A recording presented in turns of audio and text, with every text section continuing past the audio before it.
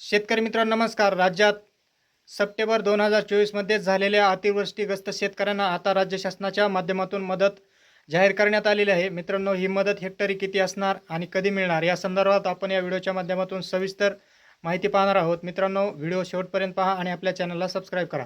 शेतकरी मित्रांनो, सप्टेंबर 2024 मध्ये राज्यात अतिशय जोरदार पाऊस झाला, अतिवृष्टी झाली, परंतु मराठवाड्यात सर्वात जास्त शेती पिकाचं नुकसान झालेलं आहे. मित्रांनो, याच अनुषंगानं आता राज्य शासनाच्या माध्यमातून शेतकऱ्यांना मदत जाहीर करण्यात आलेली आहे. ही मदत किती असेल तर मित्रांनो, यापूर्वी शेतकऱ्यांना 8,500 रुपये प्रति हेक्टर जिरायत पिकासाठी अनुदान दिलं जायचं, परंतु आता यामध्ये दुपटीनं वाढ करून 13,600 रुपये प्रति हेक्टर जिरायत पिकासाठी हे अनुदान दिले जाणार आहे.